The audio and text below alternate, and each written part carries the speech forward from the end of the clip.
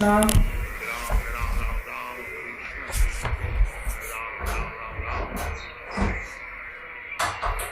हरे कृष्णा। प्रणाम सभी भक्तों को।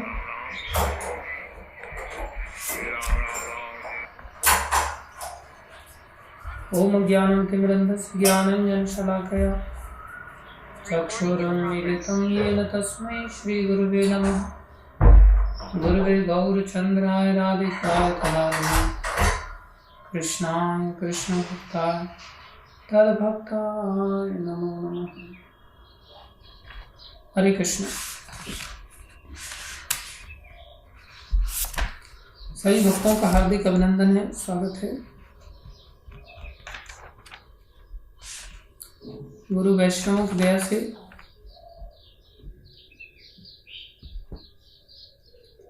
हम 16वें अध्याय के अंतर्गत भगवान के स्पष्ट वचनों को श्रवण कर रहे हैं, जिससे कि हम अपने आप को समझ पाएं कि हमारी स्थिति क्या है। हम दैवी गुणों से युक्त हैं या आसुरी गुणों से युक्त हैं, और इन दोनों के परिणाम क्या होंगे। तो भगवान ने 26 दैवी गुणों को बताया और उसके पश्चात आसुरी गुणों का वर्णन किया, जिसमें चौथे श्लोक में भगवान ने दंभो दर्पो अभिमानस्य क्रोधः पारुष्यमेव च अज्ञानम च अभिजातस्य, एक एक चीज को प्रभुपाद जी ने यहाँ वर्णन किया है, जो हम सभी को समझना चाहिए। हमारे साथ समस्या क्या होती है, अच्छे गुणों का जब वर्णन किया जाता है ना, तब ऐसा लगता है ये तो मेरे अंदर है ही। उस समय हम अपनी ओर देखने लगते हैं कि ये सब तो गुण मेरे अंदर हैं। जैसे अभयम बोले, मुझे भी डर नहीं लगता, मैं किसी से नहीं डरता। बोले मेरे अंदर भी इतना अभय है कि मैं गुरु जी से भी नहीं डर लगता, मेरे को भगवान से भी नहीं डर लगता, मेरे को 84 लाख योनियों से भी डर नहीं लगता मेरे को, और मौत का तो बिल्कुल भय है ही नहीं। मृत्यु लोक में मेरे को ऐसा लगता है मेरे अंदर अभय पहले से ही आ गया है। सप्तम संशुद्धि, ऐसा लगता है मेरे हृदय में तो कोई गलती है ही नहीं, गंदगी है ही नहीं, हृदय मेरा बिल्कुल साफ है। और ऐसा लगता है ज्ञान योग व्यवस्थित है, ज्ञान में तो मैं पहले से ही व्यवस्थित। दान तो मैं बराबर करता आ रहा हूँ, अनेक लंबे समय से दान करता आ रहा हूँ। दमस्य, इंद्रियां मेरे वश में ही हैं, इंद्रियों का कोई दिक्कत नहीं है मेरे को। यज्ञ से यज्ञ भी करते रहते हैं, अलग अलग प्रकार के यज्ञों में लगा रहता हूँ। स्वाध्याय भी पढ़ता ही रहता हूँ ना कुछ, तो चाहे न्यूज़पेपर ही पढ़ूं, लेकिन पढ़ता तो रहता हूँ, स्वाध्याय लगता रहता है। तपस्या है, आर्जवम है। अहिंसा मैं कहाँ करता हूँ, मैं किसी को नहीं सताता। लोग मेरे को सताते हैं, वो अलग बात है, बाकी मैं कभी अहिंसा नहीं, मैं अहिंसा कभी नहीं करता। मैं तो सबसे बड़ा अहिंसावादी हूँ। भूतेषु लोलुप्तुम, मेरे को किसी से लोभ लालच नहीं है, लोग मेरे से लालच रखते हैं, मैं किसी से लालच नहीं रखता। मार्दवम, मेरे अंदर बड़ी चिकनाहट है, मेरे अंदर बड़ी भद्रता है, मैं बड़ा साफ सुथरा हूँ। ह्रीम, मैं तो बहुत शर्मदार हूँ, बाकी सब बेशर्म है। अचापलम, कहाँ है मेरे अंदर चंचलता, बिल्कुल चंचलता नहीं। अगर हम देखेंगे ना इन सब लक्षणों को, तो ऐसा लगता है ये सब हमारे अंदर है। और दूसरी ओर जब दूसरे लक्षणों की जब भगवान यहाँ चर्चा कर रहे हैं चौथे श्लोक में, जो आसुरी गुण है, उस समय एकदम से कैमरा घूम जाएगा और ऐसा लगेगा हाँ दम्भो, देखा हरिसुता प्रभु के अंदर कितना दम्भ है, बढ़िया सा तिलक लगा करके एकदम से बैठे हुए हैं और दिखा रहे हैं अपने आप को कि मैं बहुत बड़ा भक्त हूँ। पूरा दिखावा चल रहा है इनका। मैं जानता हूँ भक्ति नाम की भी नहीं है इनके अंदर, आसक्ति के बिल्कुल जकड़ करके रखा हुआ आसक्ति ने इनको। धाम की महिमा सुन करके भी धाम में आकर के रहने नहीं आते, बताओ। तिलक छाप पैसे लगा करके कंठी माला में नरसिंह कवच के साथ टांग करके एकदम से ऐसे दिखाएंगे कि मैं बहुत बड़ा भक्त हूँ, तो एकदम से कैमरा मेरा घूम जाएगा, ऐसा लगेगा देखा। और इधर देखो हमारे जय मिश्रा जी को अपनी संपत्ति पर कितना गर्व है इनको, जगह जगह पर खूब पैसा कमा रहे हैं, नोट छाप रहे हैं। हम तो मद्रास तक चले गए, अपनी शैक्षणिक योग्यता पर कितना गर्व है हमारे सहिष्णु नित्यानंद प्रभु को। ये अपनी शिक्षा पर गर्व करते हैं, अपने जाति पर गर्व करते हैं, तो ऐसा लगता है हाँ देखा इनके अंदर दर्प है। और इधर हमारे सोहन मोहन प्रभु को देखो, अभिमानस्य, कितना सम्मान की भूख है इनके अंदर। मंदिर में सम्मान नहीं मिलता तो देश में भाग जाते हैं, देश के बच्चे सम्मान के साथ एकदम पका पका करके खिलाते हैं। वहाँ थोड़ी ना इनको कुकिंग करनी पड़ती है। नवीन है बेचारा, वो कुकिंग करता रहता है, बढ़िया एकदम राजा शाही ठाट बाट से वहाँ पर खिलाने के लिए मिल जाता है। यहाँ तो थाली अपने को खुद से लेनी पड़ती है, देश में कुछ नहीं, बच्चे भी थाली धो देते हैं। कितने सम्मान की भूख है। क्रोध, क्रोध देखो कितना कूट कूट के अंदर भरा पड़ा है, लेकिन किसके अंदर? मेरे अंदर नहीं, हेमराज प्रभु के अंदर कितना क्रोध भरा पड़ा है। किसी को उठाएंगे तो एकदम से पानी डाल करके उठाएंगे, शांति तो है ही नहीं इनके अंदर, विनम्रता तो है ही नहीं, जबरदस्ती किसी के ऊपर क्रोध करेंगे। क्रोध देखो मीनाक्षी माता के अंदर कितना क्रोध भरा पड़ा है, एकदम से कठोर वचनों के साथ झाड़ झाड़ करके काम लेते हैं। सब क्रोधी लोग हैं। ऐसा लगता है कि क्रोध अपने अंदर है नहीं। पारुष्यमेव च, देखो कठोर वचन हंसिका माता जी के पिताजी बोलते हैं, बस हंसिका माता तो कोमल वचन बोलती है हमेशा, बाकी पिताजी हमेशा कठोर वचन बोलते हैं। तो ऐसा लगता है ये सब के सब अवगुण अपने अंदर नहीं है, ये सब दूसरों के अंदर है। भगवान कह रहे ये सब आसुरी गुण हैं। कौन कौन से? अज्ञानम। ऐसा लगता है हमारे अंदर अज्ञान कहाँ है, जबकि अज्ञान किसको कहते हैं? क्या करना है और क्या नहीं करना है, इसका ज्ञान अगर किसी को हो तो उसे अज्ञानी कहेंगे। शॉर्ट में अज्ञान को हम समझ लेते हैं और सोचते हैं हमारे अंदर अज्ञान नहीं है। ये तो अज्ञान प्रीति रावत माता जी के अंदर भरा पड़ा है कि अपने संसार में ही आसक्त होकर के अज्ञान में जकड़े हुए हैं। बताओ कब जीवन समर्पित करके प्रचार में अपने जीवन को लगाएंगे? ऐसा लगता है हमारे अंदर अज्ञान नहीं है, दूसरों के अंदर अज्ञान है। जबकि अज्ञान कहते किसको है ये पता ही नहीं हमको। भगवान कह रहे हैं अज्ञान उसको कहते हैं कि व्यक्ति को अकल होनी चाहिए कि क्या करना है क्या नहीं करना है। और देखो भगवान ने बड़ी कृपा करके, मोटे स्तर से ही हम सोचे, बड़ी कृपा करके भगवान ने रात बनाया। किस लिए रात बनाया? बोले सो जाओ। अब एक सतोगुणी व्यक्ति इस ज्ञान को जान करके रात को होते ही वो सो जाएगा। अब कब सोएगा? बोले उसके लिए विधान है। आचार्य ने कहा पहले पहरे सबको ही जागे। रात्रि 4 प्रहर की होती है, 3-3 घंटे का एक प्रहर होता है, 12 घंटे की रात होती है। बोले पहले प्रहरे सबको ही जागे, सबको ही जागता है। इसलिए 9 बजे तक, 6 से 9 बजे तक हर व्यक्ति को जागते रहना चाहिए। दूजे पहरे भोगी, दूसरे प्रहर में भोगी जागता है, तो बोले दूसरे प्रहर में सो जाना चाहिए आइडियली। लेकिन जो भोगी है, जिसको समझ नहीं आ रहा है कि सोने के लिए रात बनाई है, उसको लग रहा है भोग करने के लिए रात बनाई है, अज्ञानता के कारण भोग में लग जाता है, वो रजोगुणी व्यक्ति है। तीसरे पहरे तस्कर जागे, तमोगुणी व्यक्ति क्या, वो चोरी करेगा, इसलिए वो 12 से 9, 12 से 3 वो जागेगा, वो भी नहीं सोएगा। न रजोगुणी सोएगा न तमोगुणी सोएगा। तीसरे पहरे तस्कर जागे चौथे पहरे योगी, और जब चौथा प्रहर लग जाएगा 3 बजे से लेकर के 6 बजे तक, बोले वो चौथे प्रहर में योगी लोग जाग जाएंगे।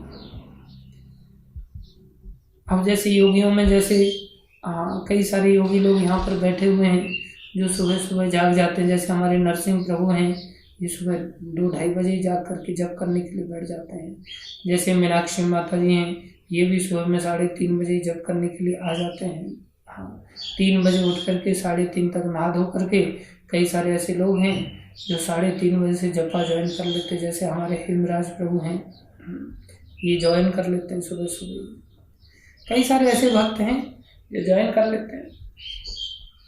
ये लोग क्या कहलाएंगे? बोले ये लोग योगी कहलाएंगे। अर्थात इनको ज्ञान है कि 9 से लेकर के 3 बजे तक सोना है। रात्रि बनाई गई है इसलिए। देखो वसुधा माता भी आ गई, ये भी जाग जाते हैं सुबह में। ये लोग भी योगी लोगों की कैटेगरी में हैं। इसलिए मैंने सोचा, मैं बहुत देर से वीडियो ऑफ था, प्रभु जी को पता नहीं कि मैं भी योगी हूँ, इसलिए तुरंत ऑन करके आकर के दर्शन दे दिए। देखो प्रभु जी, मैं भी योगियों की कैटेगरी में। कई सारे योगी लोग बैठे हुए यहाँ पर, मैं सबका नाम लेना संभव नहीं है, दुखी मत होना आप लोग। तो अज्ञान क्या है? सीधा सीधा मोटा मोटा, कुछ ज्यादा दिमाग में जोर डालने की जरूरत नहीं है। अज्ञान का मतलब, अरे अज्ञान किसको कहते हैं? और ज्ञान का पता नहीं, बोले ज्ञान का भी पता नहीं हम लोगों को और अज्ञान का भी पता नहीं। मानते अपने आप को ज्ञानी है और अज्ञानी दूसरे को मानते हैं। लेकिन जब यहाँ थर्मामीटर डाल करके देखेंगे, पता चलेगा हम किस समय सो रहे हैं। रात सोने के लिए बनाइए। क्या हम रात को सो जा रहे हैं? क्या रात को 9 बजे हम सो जा रहे हैं? सुबह 3 बजे क्या हम उठ जा रहे हैं? बोले इतना सोने के लिए बनाया गया तो बहुत है, हम सो जाना चाहिए। फिर दिन में जा करके भक्ति करनी चाहिए। दिन जागने के लिए बनाया, दिन में आराधना करनी चाहिए, दिन में सेवाएं करनी चाहिए। ये तो सोने को लेकर के हो गया। खाने को लेकर के YouTube वगैरह पर कितनी रेसिपी ऑलरेडी पड़ी हुई है। खाने को लेकर के क्या है? बोले भाई मैदा नहीं खानी चाहिए, लेकिन फिर भी मन पास्ता में चला जाता है, मन मैगी में चला जाता है, मन नूडल्स में चला जाता है, मन चाउमीन में चला जाता है। सब चाइनीज लोग खाने को लेकर के, और कहाँ नहीं जाता, मन मशरूम में चला जाता है, जिसको हम लोग हमारी भाषा में कहते हैं कि भाई ये कुकुरमुत्ता है। कुत्ता जब पेशाब कर जाता है, उससे जो पैदा होता है उसे मशरूम कहा जाता है। अब उसको भी खाना चालू कर देते हैं। अंडा खाते हैं लोग। अंडा कैसे बनता है? बोले मुर्गी आदि इधर उधर घूमते घामते गंदगी खाती है, और वो गंदगी फिर उसके पेट से अंडे के रूप में बाहर आती है एक प्रकार से, और हम उस अंडे को खा जाते हैं, या मुर्गी को ही खा जाते हैं। मुर्गी गंदगी खाती है और मुर्गी को खा जाते हैं। तो खाने के लिए सेंस है क्या? जिन चीज़ों में से दुर्गंध आती है वो चीज़ें तो अच्छी नहीं है, लेकिन फिर भी हम दुर्गंध वाली चीज़ों को सुगंध मान करके खाते हैं। लहसुन प्याज आदि का सेवन करते हैं। सेंस है क्या हमारे अंदर? क्या खाना है क्या नहीं खाना है ये पता है क्या? बिल्कुल पता नहीं। तो हम ज्ञानी हैं या अज्ञानी हैं? हम घोर अज्ञानी हैं। खाने को लेकर के, बोलने को लेकर के किस प्रकार से बोलना चाहिए? भाई मीठा बोलना चाहिए, पारुष्य वचन नहीं कहना चाहिए किसी को, कठोर वचन नहीं कहना चाहिए। लेकिन हमारा जीवन शैली कठोर वचनों पर जीवन आधारित है। भूतेषु लोलुप नहीं होना चाहिए, दूसरे जीवों के प्रति लोलुपता, दूसरे जीवों से आशा नहीं करनी चाहिए। लेकिन हम सब नौकरी चाकरी करने के लिए दूसरे लोगों के तलवे चढ़ते हैं, लोगों के पास जाकर के भीख मांगते हैं, एक प्रकार से 2 वक्त की रोटी दे दो भाई हमको। हमारे नरसिंह प्रभु हैं, ये भी गृहस्थी हैं और पिछले 2 साल से मंदिर में ही रह रहे हैं, और मंदिर में जो कमाते भी हैं वो भी मंदिर में ही दान दे देते हैं। थोड़ा बहुत घर पे भेजते हैं, जो आवश्यकता है भेज देते, घर चल रहा है। लेकिन संसार में उल्टा लोग जीवन जीते हैं, थोड़ा बहुत मंदिर को देते हैं वो लोग, और ज़्यादा संसार में जीवन शैली का जीवन जीते हैं, वो भी गृहस्थी है। और कुछ लोग मंदिर को देते नहीं, मंदिर में आते हैं शहद चुराने के लिए, मंदिर में आते हैं फल चुराने के लिए, मंदिर में आते हैं चीनी चुराने के लिए, मंदिर में आते हैं घी चुराने के लिए, मंदिर में आते हैं लड्डू चुराने के लिए। कुछ तो मंदिर को भी नहीं छोड़ते। मंदिर में बोले आपके यहाँ पर ये पंखा ऐसे ही पड़ा हुआ है। अरे पंखा ऐसे थोड़ी पड़ा हुआ है, पंखा रिपेयर कराएंगे, टाइम मिलेगा तो रिपेयर कराएंगे। पंखे को उठा कर लेके चलो, बोला मैं ही रिपेयर कराऊंगा। ऐसे ऐसे लोग होते हैं। तो ऐसे लोगों के अंदर कितना बड़ा अज्ञान है, जीवन शैली कितनी संसार में रजोगुनी और तमोगुनी बनी हुई है। हम सबके अंदर एक एक कार्य को लेकर के क्या शब्दावली बोलनी चाहिए, क्या सुनना चाहिए, क्या नहीं सुनना चाहिए। सुनेंगे, बॉस की आज्ञा का पालन करेंगे, और गुरुजी की आज्ञा का पालन किसने देखा? गुरुजी सही बोल रहे, तुम्हारा बॉस बोल रहा है वो बहुत बढ़िया बोल रहा है, उसकी नौकरी करेंगे, उसके लिए चंडीगढ़ जाएंगे, उसके लिए बेंगलोर जाएंगे, उसके लिए ना जाने कहाँ कहाँ जाएंगे। और 2-4 दिन के लिए गोवर्धन बुला लिया जाए तो ओहो हे भाई मैं नहीं रह सकता। कारण क्या है? हमारा आसुरी स्वभाव है। ये आसुरी स्वभाव कैसे आते हैं? व्यक्ति कई बार कहता है ना मैं भजन करना चाहता हूँ लेकिन मन नहीं लगता भक्ति में। क्यों नहीं मन लगता भक्ति में? क्योंकि हमारे जीवन में पिछले पाप कर्म हमने किए थे। और बहुत ध्यान देने वाली बात है, हमारे पिछले पाप कर्मों के कारण जो हमने अभी जन्म लिया है, बोले वो पाप कर्मों के कारण हमारा जन्म से ही आसुरी स्वभाव है। इसलिए आसुरी स्वभाव होने के कारण, हमारे आसुरी संस्कारों के कारण, जिन्होंने हमें संसार में आसुरी घर में जन्म दिलाया या आसुरी स्वभाव वाले लोगों के अंदर जन्म दिलाया, तो हम क्या करते? पिछले पाप कर्म के कारण इस जन्म में भी हमारी पापमयी वृत्ति स्वाभाविक होती। हमारा मन लगेगा प्याज खाने की, प्याज के पकौड़े खाने में, हमारा मन नहीं लगेगा गोभी के परोठे खाने में, हमारा मन लगेगा गंदगी खाने में। अपने आप मन लग जाता है लोगों का। क्यों? पाप कर्म के कारण। पापी व्यक्ति का पाप में ही मन लगेगा। और पापी व्यक्ति क्यों बोले? पिछले जन्म के पाप के संस्कार। तो संसार में हमारे पिछले जन्मों के जब आसुरी संस्कार होते हैं तो इस जन्म में भी हमें आसुरी क्रियाओं को करने में ही अच्छा लगता है। पिछले जन्मों के जब हमारे दैवी संस्कार होते हैं तो इस जन्म में भी हमसे संभव नहीं है आसुरी कार्य हो जाए, हमसे संभव नहीं है हमारा आसुरी जीवन हम जी पाए, हमसे संभव नहीं है आसुरी लक्षणों वाला हम जीवन जिए। हमसे स्वाभाविक रूप से सुबह उठना हमें अच्छा लगने लगे, अपने आप अच्छा लगे, हमसे सोया ही नहीं जाएगा। क्योंकि दैवी गुण होंगे तो हम अज्ञान से परे होंगे, हम ज्ञानी होंगे। ज्ञानी को सेंस होगा कि भाई सुबह उठना मतलब उठना ही पाप है अपने आप में। इसलिए एक एक कार्य का विस्तार से अगर हम एनालिसिस करें तो हमें होश हो जाएगा कि संसार में हमारे पिछले पाप कर्मों के संस्कारों के कारण ये स्थिति बनी हुई है। अब उपाय क्या है?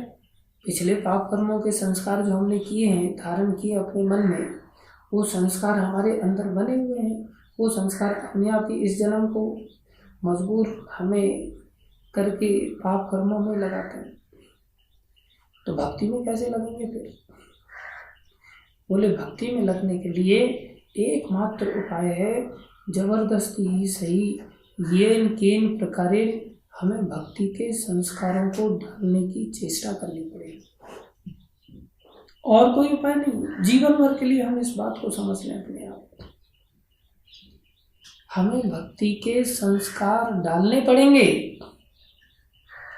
और बोले भक्ति के संस्कार है नहीं तो डलेंगे कहाँ से? बोले भगवान कृपा करके हमें भक्तों का सानिध्य देते हैं। भगवान बहुत कृपा करते हैं, कृपा करके अचानक से सानिध्य प्रदान करते हैं। जैसे कई बार भक्त लोग नगर कीर्तन निकालते हैं और नगर कीर्तन हो रहा है, आप देखेंगे सुबह सुबह कई बार लोग सिगरेट फूकते रहते हैं, और सिगरेट फूकेंगे इधर और उधर फूक मतलब धुआं छोड़ेंगे, और इस साइड में अगर कीर्तन करते हुए भक्तों को देखेंगे तो इधर कीर्तन करते हुए भक्तों को भी घूर घूर के देखेंगे।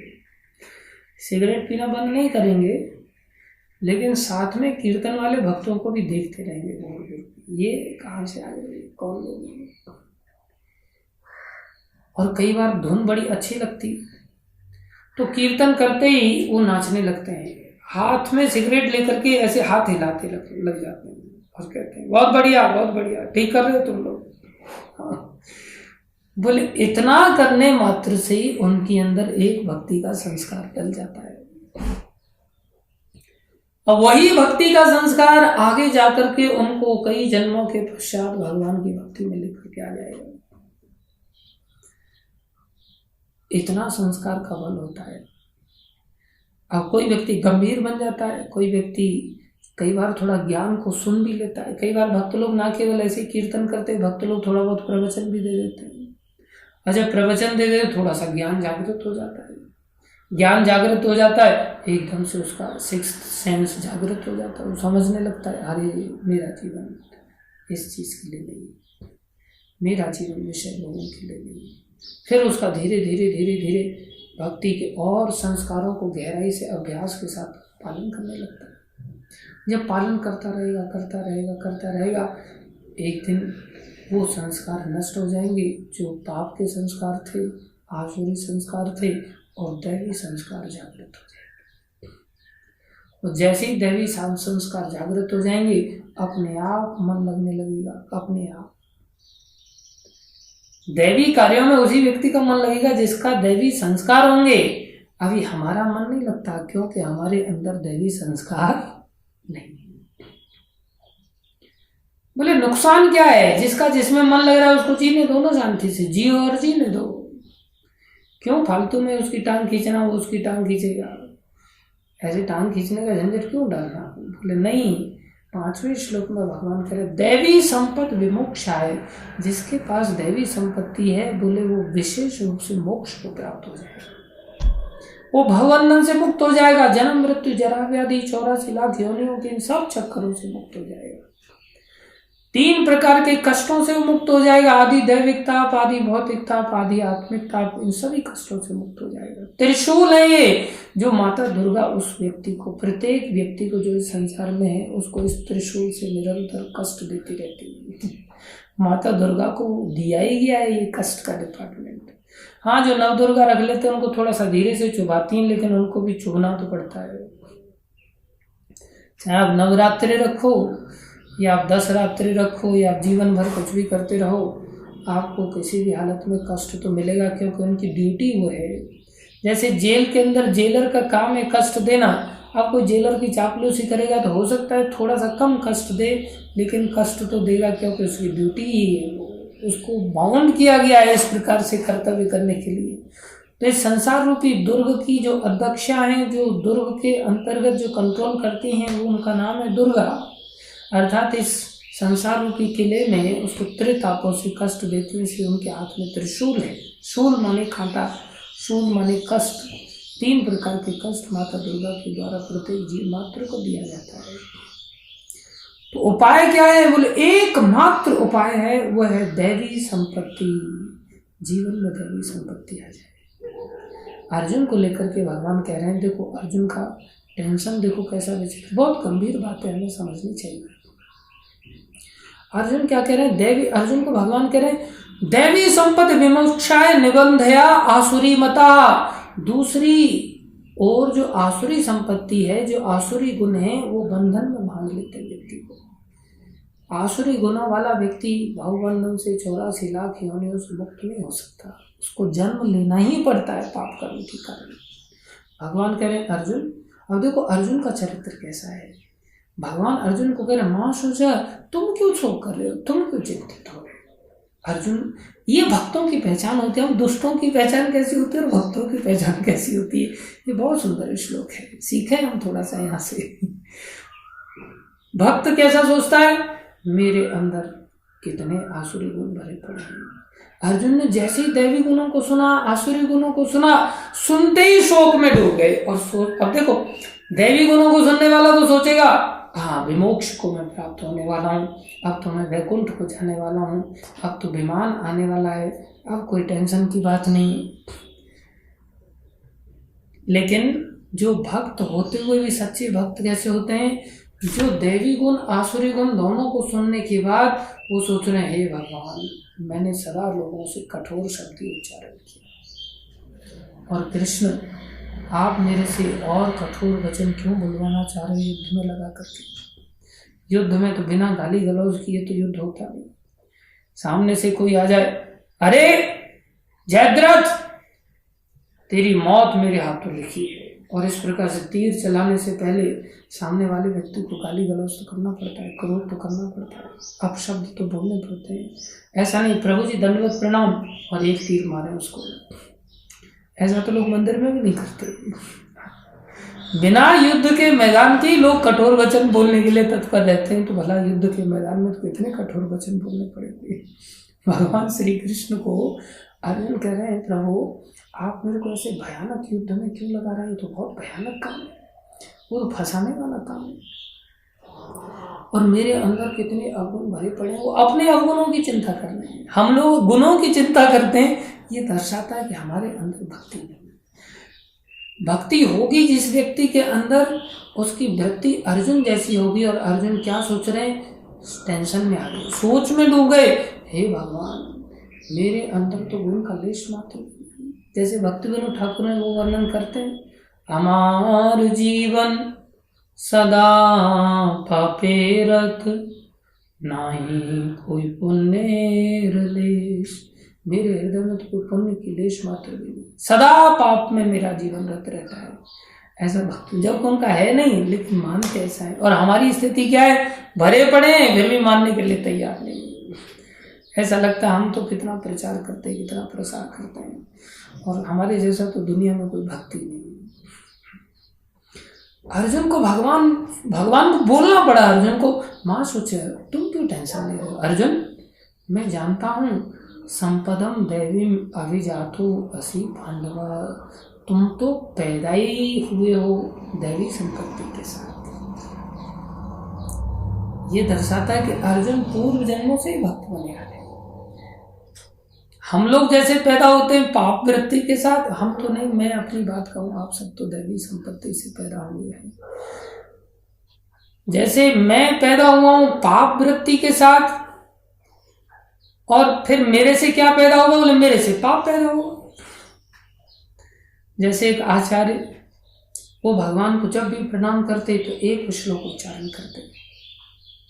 रंगनाथ भगवान को प्रणाम करते समय वो गाते, पापोहम पाप कर्मा हम पापात्मा पाप संभव पुंडरीकाक्षम, पापोहम पाप कर्मा हम पाप आत्मा पाप संभव त्राहिमाम पुंडरीकाक्षम सर्व पाप हरो हरि। वो भगवान से प्रार्थना कर रहे हैं, पापोहम, मैं साक्षात पाप की मूर्ति हूं प्रभु। कैसे भक्त हैं? पापोहम पाप कर्मा हम, मेरे से पाप ही होते हैं बस कर्म के रूप में। पाप आत्मा, मेरी आत्मा भी पापमयी हो गई है। पाप संभव, संसार में जो जन्म पाप का हुआ बोले मेरे से ही हुआ है। ये जनरेशन पापों की बोले मेरे से ही चल रही है। कितनी विनम्रता की बात। त्राहिमाम पुंडरीकाक्षम, लेकिन भक्तों के सानिध्य से मेरे अंदर ऐसी अभी थोड़ी बुद्धि आ गई कि मैं आपकी शरण में आया हूँ। त्राहिमाम पुंडरीकाक्षम, आप हरि हैं, इसलिए हरि मतलब हरण करने वाले। आप कृपा करके सर्व पाप हरो हरि, आप मेरे इन पापों का हरण कर लो। ये कैसी सुंदर वृत्ति है। भगवान अर्जुन को कह रहे, अर्जुन मैं जानता हूं तुम्हारे अंदर तो दैवी प्रकृति है, तुम पैदा ही हुए हो दैवी प्रकृति के साथ। और देखो अर्जुन के प्रश्न कैसे थे, अर्जुन का मोह कैसा था? हमारे जैसा मोह नहीं था अर्जुन का। अर्जुन का मोह दिव्य मोह था। कैसा मोह था?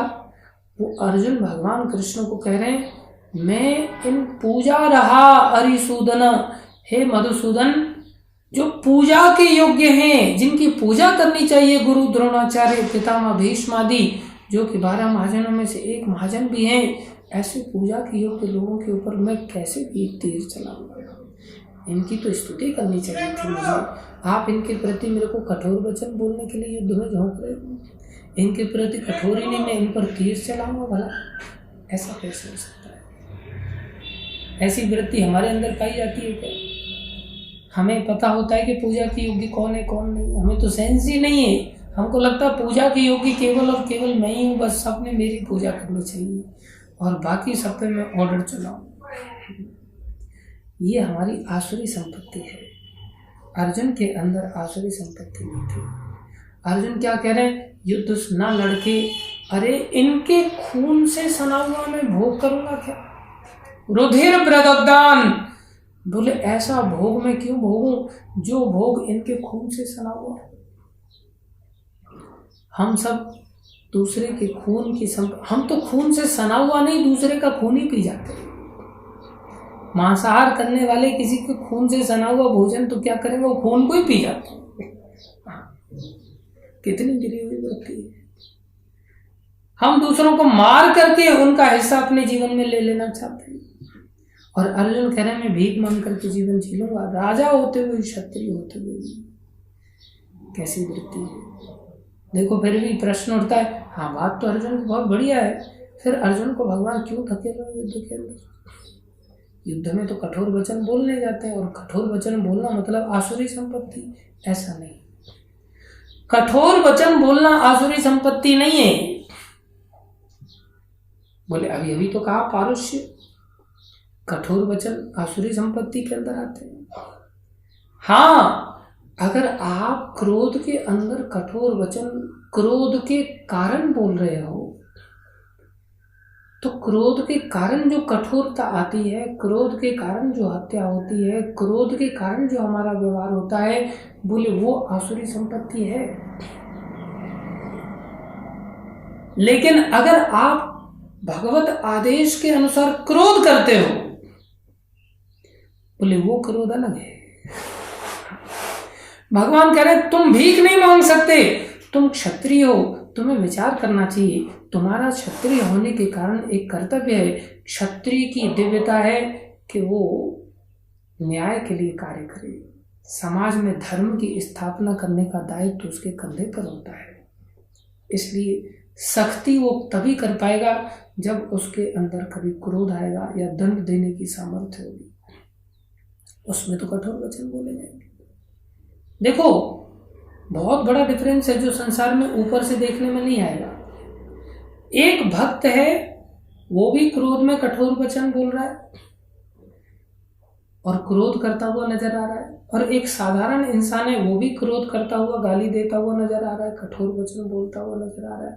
एक का कठोरता क्रोध के कारण है, और क्रोध के पीछे उसकी वृत्ति क्या है? बोले क्रोध के पीछे उसकी वृत्ति काम है। काम मतलब कामनाएं, कामनाएं मतलब इच्छा पूर्ति। उसकी जब व्यक्तिगत इच्छा की पूर्ति नहीं हो रही है, उसके चलते उसको क्रोध आ रहा है, और उस क्रोध के चलते वो कठोर वचन बोल रहा है। इसलिए काम भी आसुरी स्वभाव हो गया, क्रोध भी आसुरी स्वभाव हो गया, और दूसरी ओर कठोर वचन बोलना भी आसुरी स्वभाव हो गया। और कठोर वचन बोलने के साथ अगर हत्या कर रहा है तो हत्या भी आसुरी स्वभाव हो गया। कितना बड़ा डिफरेंस। दूसरी ओर कोई व्यक्ति भगवान से, जैसे अर्जुन प्रश्न कर रहे हैं मेरा क्या होगा, मेरे अंदर तो आसुरी स्वभाव जागृत हो गए। भगवान बोले नहीं, तुम तो पैदाइशी दिव्य स्वभाव वाले हो अर्जुन, तुमसे ऐसा आसुरी कार्य कैसे हो सकता है? अन्यथा दुर्योधन की तरह यहाँ पर अर्जुन भी वैसा ही व्यवहार कर रहे होते। जैसे दुर्योधन कहता है एक सुई की नोक के बराबर जमीन नहीं दूंगा मैं। क्यों? सारी संपत्ति को खुद ही भोगना चाहता है। वो सोच रहा है कि पांडवों के खून से सना हुआ राज्य मेरे को मिलेगा, चलेगा, बोले कोई दिक्कत नहीं। और इधर पांडव लोग सोच रहे हैं, अर्जुन सोच रहे हैं इससे ज्यादा भीख मांग लेंगे हम। उनके अंदर भोग वृत्ति है क्या बताओ? भिक्षा करने वाले व्यक्ति के अंदर, जबकि वो ऑलरेडी बाई डिफॉल्ट राजा हैं, उनके पिताजी ही वास्तव में राजा थे, लेकिन उनके अंदर भोग वासना नहीं है। भोग वासना न होने के कारण उनके अंदर क्रोध या लालच उस प्रकार का नहीं आ रहा है राज्य को भोग करने का। उनके अंदर ज्ञान की बातें निकल के आ रही है, क्योंकि पैदाइशी उनके अंदर ये दिव्य स्वभाव है। हम लोगों के अंदर ऐसा पैदाइशी दिव्य स्वभाव नहीं होता। इसलिए हम लोग क्या करते हैं, माला जपते रहते हैं और दूसरी ओर कामना जागृत हो जाती है।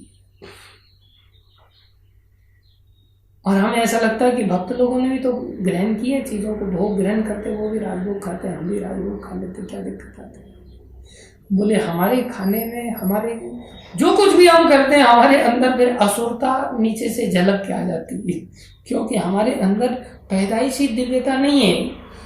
पैदाइशी तो हमारे पिछले जन्मों के पाप में स्वभाव है, आसुरी स्वभाव है, असुरत्व है, राक्षसत्व है हमारे अंदर। राक्षसों के अंदर कोई सींग नहीं होते, हम सभी बिना सींग वाले ही राक्षस हैं। अर्थात हमारे अंदर भोग वृत्ति, दूसरा मरे मरे लेकिन हमारा कब्जा न ले जाए कोई व्यक्ति। और इधर अर्जुन कह रहे हैं कि मैं भीख मांग लूंगा, इनको ही भोगने दो। तो उनके अंदर कामना से क्रोध वाला वृत्ति आने वाली क्रोध नहीं है, उनके अंदर युद्ध की वृत्ति ज्ञान के कारण है। भगवान यहाँ ज्ञान दे रहे हैं उनको, और ज्ञान को लेना चाहते हैं, इसलिए भगवान से जिज्ञासा कर रहे हैं। अर्जुन ने तो ऐसा, दुर्योधन ने तो कोई ऐसी जिज्ञासा श्री कृष्ण से की नहीं थी, इसलिए युद्ध तो दुर्योधन भी लड़ने के लिए गया और युद्ध अर्जुन भी लड़ने के लिए गया। युद्ध में कठोर वचन भी बोले, युद्ध में दोनों ने कठोर वचन बोले, दोनों ने हत्याएं भी की, दोनों ने हत्याएं की, कठोर वचन बोले, क्रोध किया, लेकिन एक का सब कुछ पहले के कारण, उस क्रोध से पहले एक के अंदर वासना है और एक के अंदर क्रोध से पहले ज्ञान है। तो ज्ञान से उत्पन्न जो क्रोध है, बोले वो क्रोध दिव्य है, जैसे गुरुजन करते हैं। जैसे 4 कुमारों ने जय विजय के ऊपर क्रोध किया, बोले वो ज्ञान से उत्पन्न क्रोध है, याद रखना चाहिए। इसलिए भगवान अर्जुन को सांत्वना दे रहे हैं। और देखो प्रभुपाद जी तात्पर्य में बहुत बड़ी बात सिखा रहे हैं। कैसी बड़ी बात सिखा रहे हैं? क्षत्रिय के लिए शत्रु पर बाण बरसाना दिव्य माना जाता है। अब क्षत्रिय तो दुर्योधन भी है, अब क्या उसका बाण बरसाना भी दिव्य माना जाएगा? बोले क्षत्रिय धर्म के अंतर्गत अगर कोई वास्तव में बाण बरसा रहा है तो बोले वो दिव्य माना जाता है। और आगे क्या कह रहे हैं? ऐसे कर्तव्य से विमुख होना आसुरी है। अगर अर्जुन उसे छोड़ देते उस कार्य को, बोले तो असुर माने जाते। कितना गहरी बात है, इसको समझना। अर्जुन अगर युद्ध लड़ना छोड़ देते तो बोले वो आसुरी है। अतएव अर्जुन के लिए शोक संताप करने का कोई कारण नहीं था। जब कोई भी जीवन के विभिन्न आश्रमों के विधानों का पालन करता है, जैसा कि आश्रमों के दिव्य स्वभाव हमने पहले ही बता दिए, भगवान ने पहले ही घोषणा कर दिया, बोले अगर कोई पालन करता है तब वह दिव्य पद पर स्थित होता है। अब यहां अर्जुन के द्वारा जो बाण चलाया जा रहा है, बोले वो दिव्य है। अर्जुन के द्वारा जो कठोर वचन कहे जा रहे हैं, जयद्रथ के लिए उन्होंने कितना भयानक क्रोध किया, कितना भयानक क्रोध किया। उनके क्रोध को कोई, सब कौरव सेना तितर बितर हो रही थी, उनके क्रोध के सामने कोई टिक नहीं पा रहा, ऐसा भीषण क्रोध था। तो क्रोध करना पड़ता है, लेकिन वो क्रोध भले के लिए है या स्वार्थ के लिए है। प्राय हम अगर थर्मामीटर अपने अंदर डालें तो पता चलेगा हमारा जो क्रोध रहता है ना, वो हमारे स्वार्थ के लिए होता है। हम दूसरों के भले के लिए क्रोध करने लग जाते कई बार दिखाने के लिए, लेकिन हम अपना खुद भला कर नहीं पाए और दूसरे को भले की शिक्षा देने लग जाते। इसलिए वो क्रोध का भी कोई औचित्य नहीं रहता। हम पहले खुद का भला तो करना सीख जाए, फिर हम दूसरे का भला करने की जिम्मेदारी उठाएं। वो गुरुजन उठाते। आदमी खुद का भला करना जानता नहीं, अंधा है और दूसरे को रास्ता दिखाने के लिए चला जाता है, खुद भी गिरेगा और दूसरे को भी लेकर के गिरेगा। इसलिए बोले मेरा क्या स्वार्थ है, मैं तो तेरे भले के लिए कह रहा हूँ। वो सब आसुरी स्वभाव है। अब यहां से देखो, एक ब्राह्मण के लिए युद्ध लड़ना बोले वो आसुरी होगा, उसका कर्तव्य युद्ध लड़ना नहीं है। उसका कर्तव्य पठन पाठन यजन याजन दान प्रतिग्रहण, और एक क्षत्रिय का कर्तव्य है युद्ध लड़ना, क्रोध करना, न्याय के लिए लड़ाई लड़ना। ये क्षत्रिय धर्म के अंतर्गत आता है, उसको ये पालन करना पड़ेगा। इसलिए भगवान ने अर्जुन को कहा तुम शोक मत करो, तुम चिंता मत करो, तुम तो दिव्य स्वभाव से पहले से पैदा हुए हो। हम सभी पहले से ही पाप में स्वभाव से पैदा होते हैं, इसलिए पाप कर्म मन बहुत तेजी से लग जाता है। लेकिन अच्छी भक्ति करने में मन नहीं लगता। लेकिन इसका अर्थ ये नहीं कि भक्ति छोड़ देनी चाहिए। इस दिव्यता के संस्कारों को लाना चाहिए। जितना संस्कार प्रबल हो जाएंगे, मौत बड़ी तेजी से आ रही है, कोई नहीं जानता कौन व्यक्ति किस समय चला जाए। अगर पाप में वृत्ति के साथ ही अगर मर गए, फिर पापी स्वभाव के साथ पैदा होंगे हम, फिर आगे और पाप में ही जाएंगे। इसलिए पाप तो पाप में ही धकेलता है और दिव्यता दिव्यता में धकेलती है। दिव्यता कहाँ से आएगी? बोले दिव्यता भक्तों के सानिध्य से आएगी। दिव्यता भगवान कृपा करके देते हैं। भक्तों के सानिध्य में जब हम लंबे समय तक जीवन को लगा पाते हैं तो हमारा स्वभाव में दिव्यता आती है और अगला जन्म भी हमारा फिर दिव्यता से युक्त होकर के होगा। फिर हमारे लिए भक्ति करना बहुत कठिन नहीं होगा। फिर हमारे अंदर सब दिव्य गुण अपने आप में प्रकाशित होंगे। भगवान अर्जुन को कहना चाहते हैं श्लोक में, द्वौ भूत सर्गो लोके अस्मिन् दैव आसुर एव च दैवो विस्तरश प्रोक्ता आसुरम पार्थ में शृणु। भगवान कह रहे हैं, हे प्रथापुत्र, इस संसार में सृजति प्राणी दो प्रकार के हैं। कितनी स्पष्टता से भगवान सब बातों को बिल्कुल खोल के रख देते हैं। कई बार लोग प्रश्न कर, मैं भी तो भक्ति करता हूँ, आप भी भक्ति करते हैं, आपका मन लग जाता है, मेरा मन क्यों नहीं लगता? इसलिए मेरा मन नहीं लगता तो मैं नहीं करूँगा। कारण तो समझो, मन नहीं लग रहा है क्योंकि पापी हो तुम।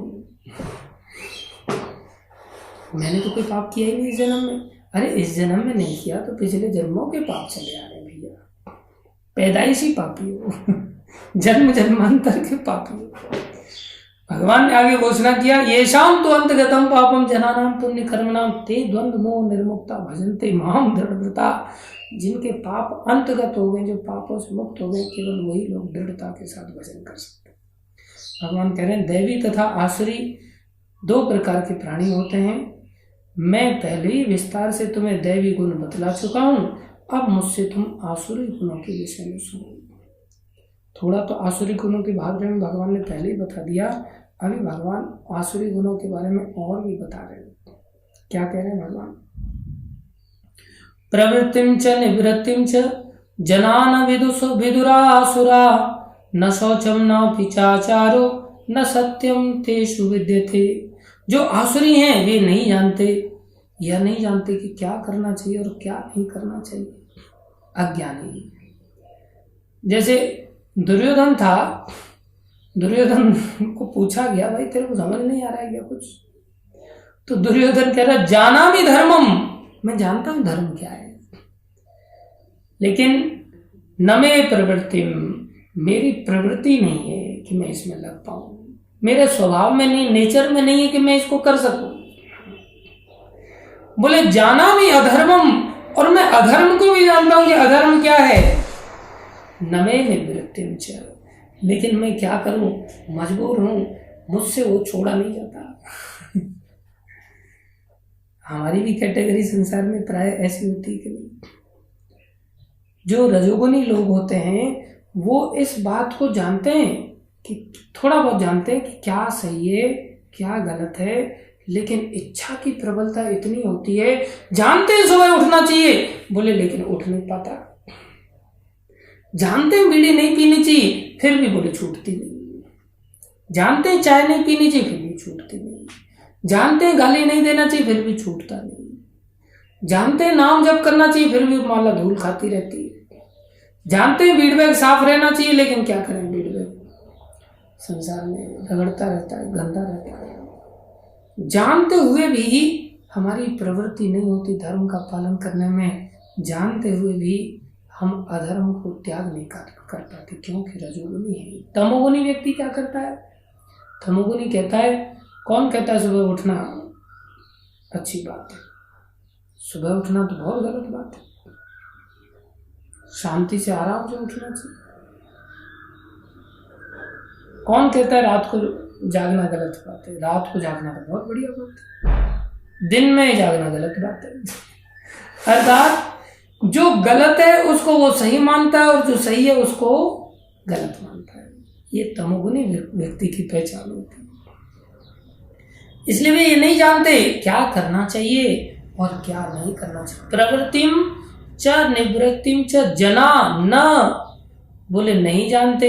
विदु असुराहा, जो असुर लोग हैं या जो राक्षस लोग हैं, असुर लोग रजोगुनी कहे जाते हैं, राक्षस लोग तमोगुनी कहे जाते हैं। वो नहीं जानते क्या, उनमें न तो पवित्रता होती, न शौचम, कोई पवित्रता से लेना देना नहीं।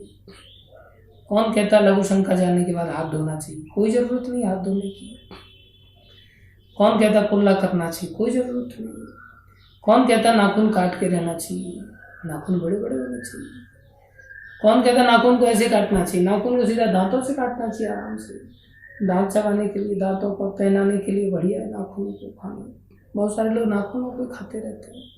न शौचम ना पिच्चा आचारो, उनके आचरण कैसा होना चाहिए, उनको कोई लेना देना नहीं, उचित आचरण। और बोले न सत्यम तेषु विद्यते, उनमें सत्य पाया ही नहीं जाता। जो पहले आप देख रहे थे उन्हीं को भगवान अनुसार से 7वें श्लोक में बता रहे। क्या कह रहे हैं? असत्यम प्रतिष्ठम थे। और भी क्या कहते हैं? बोले भी कहते हैं ये जगत मिथ्या है, इसका कोई आधार नहीं। जगत आहुर अनीश्वरम, इस जगत का कोई ईश्वर नहीं। किसने देखा? जैसे बहुत सारे लोग, अगर आप भक्त लोग भोग लगाएंगे ना, और कोई ना कोई एक व्यक्ति आएगा, आज तक खाया कभी? कभी तो खाया नहीं भगवान ने। तो भगवान है क्या? ना भगवान देखे गए, जब देखे ही नहीं है फिर भी तुम पागलों की तरह उनको फालतू में टाइम पास कर रहे हो, भोग लगा रहे हो। ये तो कैसी अज्ञानता है। उनको ये पता ही नहीं कि भगवान की एक एक इंद्रिय से भगवान हर इंद्रिय का कार्य कर सकते हैं।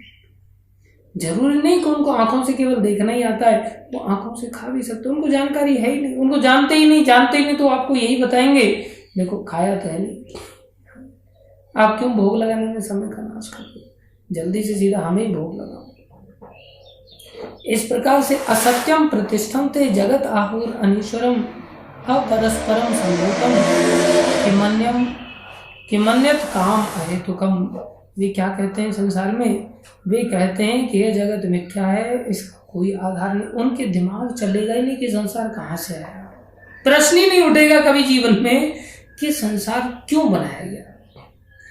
गाना भी सुन लेंगे ना, दुनिया बनाने वाले क्या तेरे मन में समाई, तूने काहे को दुनिया बनाई, तूने काहे को दुनिया बनाई। कोई प्रश्न ही नहीं उठेगा उनके जीवन में, तूने क्यों दुनिया बनाई। बस आ गए, बस चलते जाना है। क्यों बनाई गई, क्या पर्पस था, कोई लेना देना नहीं। वो कहते कोई आधार नहीं, अपने आप बन गया है। और इसका नियमन किसी ईश्वर द्वारा नहीं होता। उनको पूछा जाए सीजन्स वगैरह ऐसे सिस्टमेटिकली सारा संसार चल रहा है, कैसे चेंज हो रहे हैं सब चीजें प्रकृति के अंतर्गत, इस प्रकार से कौन कंट्रोल कर रहा है? कौन कहता है कि कोई कंट्रोल कर रहा है? अपने आप हो रहा है। कोई ईश्वर नहीं होता। उनका कहना है कि काम इच्छा से उत्पन्न होता है और काम के अतिरिक्त कोई अन्य कारण नहीं है। उनका एक ही है, बस उनका एक ही कहना होता है कि बस eat drink and B Mary, खाओ पियो मौज करो। ये सब आनंद के लिए अपने आप पैदा होता है और आनंद करके हम मर जाएं, आनंद करके फिर आगे पैदा होंगे, सिर्फ इच्छाओं की पूर्ति के लिए। उनको कोई सेंस नहीं चलता। फिर क्या होता है? एताम दृष्टिम अवस्तभ्यम नष्ट आत्मनो अल्प बुद्धया। भगवान कहते ये सब अल्प बुद्धि वाले हैं, जिनकी बुद्धि इतनी घटिया है कि उसके चलते वो अपनी आत्मा को ही नष्ट कर लेते एक प्रकार से। प्रभवन अति उग्र कर्माना क्षत्राय क्षयाय जगतो अहिता। ऐसे निष्कर्षों का अनुगमन करते हुए ये आसुरी लोग जिन्होंने आत्मज्ञान खो दिया है और जो बुद्धिहीन है, अब ये जन्म जन्मांतर के बुद्धिहीन है, ध्यान रखना होगा हमें। ऐसे अनुपयोगी एवं भयावह कार्यों में प्रवृत्त होते हैं जो संसार का विनाश करने के लिए होता है। मिसाइल्स बनाएंगे, बम बनाएंगे, बंदूक बनाएंगे, तोप बनाएंगे, ऐसी ऐसी चीजें भयानक भयानक बनाएंगे। उनका दिमाग उसमें खूब तेजी से चलेगा कि कैसे दूसरे जीवों को तड़पाया जाए, कैसे संसार का नाश किया जाए। उग्र कर्म इसको कहते हैं, भयानक कर्म कहते हैं। इन सब कर्मों की जरूरत है ही नहीं, फिर भी ऐसे लोग उग्र कर्म क्या करते हैं? जगतो अहिता। आसुरी लोग तो जगत का नाश करना चाहते हैं बस। अहिता, वो हित नहीं कर सकते, अहित करने में लग जाते। क्या करते हैं फिर? काममा आश्रित्य दुष्पूरम, ऐसे काम की संतुष्टि के लिए ऐसे जघन्य कर्मों में लग जाते हैं। बोले काममा आश्रित्यम दुष्पूरम, जिसको कि कभी संतुष्ट किया ही नहीं जा सकता, अर्थात कभी न संतुष्ट होने वाले काम का आश्रय लेकर के दंभ मान मदान्विता, दंभ से युक्त होकर के अर्थात दिखावा करेंगे, मान सम्मान से युक्त होकर के प्रतिष्ठा के पीछे भागेंगे और मद में उन्मत्त हो जाएंगे। अर्थात वे लोग क्या करते हैं? ऐसे काम की पूर्ति में लग जाते हैं जो कभी संतुष्ट नहीं होता। गर्व के मद एवं मिथ्या प्रतिष्ठा में डूबे हुए आसुरी लोग मोहाद ग्रहीत्वा असत ग्रहात, मोहग्रस्त होकर सदैव असत ग्रहात प्रवृत्ते अशुचि व्रता, ये क्या करते हैं? क्षण भंगुर वस्तुओं के द्वारा अपवित्र कर्म का व्रत लिए रहते हैं, जानबूझ करके गंदे कर्मों में इनको फैक्ट्री में बहुत मजा आएगा, इनको कीर्तन में बहुत बुरा लगेगा। इनको लगेगा कीर्तन से क्या होगा, क्योंकि कभी पूर्ति नहीं होने वाली संतुष्टि, कभी संतुष्ट न होने वाला काम, उसके अंदर ये लगे रहते नहीं इसको मैं संतुष्ट कर लूंगा। और भगवान को लेकर के सोचते हैं भगवान को तो कभी संतुष्ट किया ही नहीं जा सकता, जब वो बेचारे एक तुलसी दल से संतुष्ट हो जाते। लेकिन जो भक्त भगवान सदा संतुष्ट रहते हैं, लेकिन कामी व्यक्ति कभी संतुष्ट नहीं हो पाता। परिणाम क्या होता है? बोले चिंताम अपरमेयाम च, अनंत चिंताओं में डूबे रहते हैं, अपार चिंताएं, अपरमेयाम, अपरमेयाम मतलब अपार चिंताएं, कोई इनका पार नहीं है, इतनी चिंताओं में व्यक्ति डूब जाते हैं। और फिर क्या होता है? मानव सभ्यता की मूल आवश्यकता है इंद्रियों की तुष्टि ही। उनका विश्वास है, वो लोग क्या सोचते हैं? बोले उनका विश्वास है इंद्रियों की तुष्टि ही मानव सभ्यता की मूल आवश्यकता है। इस प्रकार मरण काल तक, जब तक मौत आके दरवाजा नहीं खटखटा देती ना, तब तक उनको अपार चिंता होती रहती है। वे लाखों इच्छाओं के जाल में बंधकर तथा काम और क्रोध में लीन होकर इंद्रिय तृप्ति के लिए अवैध ढंग से धन संग्रह करते हैं। अब इन श्लोकों को थोड़ी चर्चा करेंगे तो आपको आसपास के लोग सब ऐसे ही दिखाई देंगे कि हाँ ये सब लोग ऐसे ही करते हैं। हालांकि हम अपनी ओर झांक करके देखेंगे तो हम नहीं आएंगे इस कैटेगरी में। हमको ऐसा लगेगा हम तो ऐसा अवैध ढंग से थोड़ी कुछ करते हैं, जबकि हम सब अवैध ढंग से करने वाले लोग हैं। ये सब चिंताएं कितनी घेरी रहती हैं, हम सब अपार चिंता जिनका कोई सीमा ही नहीं, हम सब इस कैटेगरी में अपने आप को पाते हुए देखेंगे। भगवान कितनी स्पष्टता के साथ एक एक शब्द इतना एकदम रत्न की तरह है, बिल्कुल जो बिल्कुल सीधा अटैक कर रहा है हमारे ऊपर। और हम सब बड़ी खुशी का अनुभव करते हैं, बस ये इच्छा पूरी होगी, बस अब लाइन लगा करके एक एक इच्छा को पूर्ति करने के लिए जीवन मिला है, बस करते चले जाओ, करते चले जाओ, करते चले जाओ। जीवन इसके लिए नहीं मिला है, जीवन काम के लिए नहीं मिला है, जीवन राम के लिए मिला है, भगवान की भक्ति के लिए मिला है। इसको हमें सीखना चाहिए। संसार में ये जिज्ञासा भी बहुत दुर्लभ है उठना। जैसे हमारे नरसिंह प्रभु, उन्होंने एक प्रश्न किया, कई दिन से बेचारे प्रश्न करके बैठे हैं, लेकिन मैं उत्तर ही नहीं दे पाता था, समय हो जाता था। और ये प्रश्न यहाँ पर इस प्रकार के काम का निकला है तो मैं यहाँ पर बता देता हूँ। इनका प्रश्न हरे कृष्णा लिख करके भेजा है इन्होंने। हरे कृष्णा, धन्यवाद, प्रणाम प्रभु जी। मेरा प्रश्न है प्रभु जी, हमारे इंद्रियों को कैसे कंट्रोल करें? और वो कहते हैं अगर कुछ इंद्रियों को कंट्रोल करते हैं फिर भी काम वासना के कारण, स्त्री पुरुष आकर्षण के कारण हमारे इंद्रियों के वेग को कैसे रोकें? वेग के कारण साधना नहीं होती, हमेशा ही बात है। और कह रहे हैं उसके लिए क्या करें? और साधु संत कहते हैं कि भगवान के धाम जाना है तो ब्रह्मचारी रहना होगा, इंद्रियों को संयमित करना होगा। तो मैं पापी हूं, मेरी शादी हो गई है, तो क्या हम भगवत धाम नहीं जाएंगे? अगर जाना है तो क्या करें? कृपा करके दास का भ्रम दूर कीजिए। इतना प्रश्न उन्होंने किया। अब इन्होंने साधु संतों से प्रश्न करना चाहिए था, जो इसका पालन कर रहे हैं, इन्होंने मेरे से प्रश्न कर लिया। मेरे से पालन खुद नहीं हो रहा तो मैं क्या उत्तर दूंगा इसको। लेकिन शास्त्र का उत्तर मैं दे देता हूं। ये इंद्रियों को नियंत्रित करना वास्तव में दो तरह से हम नियंत्रण में ला सकते हैं। इंद्रियों का भी इतना बड़ा रोल नहीं है जितना रोल मन का है। गृहस्थ आश्रम में जाना बुरी बात नहीं है, जैसे मैंने फिर कह रहा हूं, जैसे क्रोध करना बुरी बात नहीं है। कब? जब क्रोध ज्ञान का आश्रय लेकर के हो। गृहस्थ आश्रम में अगर हम भोगों के लिए जा रहे हैं, आसक्ति के कारण जा रहे हैं, और हमें सामने वाला पति या सामने वाली पत्नी बहुत सुंदर लग रही है और उसके बिना हमारा आकर्षण इतना प्रबल हो रहा है कि ऐसा लग रहा है इसके बिना जिए तो जिए कैसे, बिना आपके, बोले ऐसी अगर कोई वृत्ति है तो बोले वो खतरनाक है। फिर अगर हम जा रहे हैं गुरुजनों की सेवा करने के लिए कि हम ऐसे संतानों को जन्म देंगे, हम सारे विधि विधानों का पालन करेंगे, शास्त्र के सारे नियमों का पालन करेंगे, और सबसे पहला नियम का पालन करते हुए गृहस्थ आश्रम के अंतर्गत जो दान है उसमें हम 50% देना चालू करेंगे। अपनी सैलरी में से 50% अगर हमारा देना चालू हो गया है तो हम गृहस्थ आश्रम में जा रहे हैं तो कोई दिक्कत नहीं है। और हमारा दूसरा नियम है कि हमें अपनी इंद्रियों को संयमित करना पड़ेगा। अगर हम इंद्रियों को संयमित करते हुए केवल संतान उत्पत्ति के लिए हम अपने गृहस्थ जीवन में जा रहे हैं, संतान उत्पत्ति के लिए हम संबंध स्थापित करेंगे, अन्यथा नहीं तो ठीक है। तीसरा है बोले यज्ञ करना पड़ेगा, गृहस्थ का धर्म था यज्ञ करना। रोज हम संकीर्तन करेंगे, किसी भी हालत में रोज कीर्तन कर रहे हैं 2-4 घंटे तो ठीक है, कोई दिक्कत नहीं। गृहस्थ आश्रम में जाएंगे तो भगवान की प्राप्ति क्यों नहीं होगी? अवश्य होगी।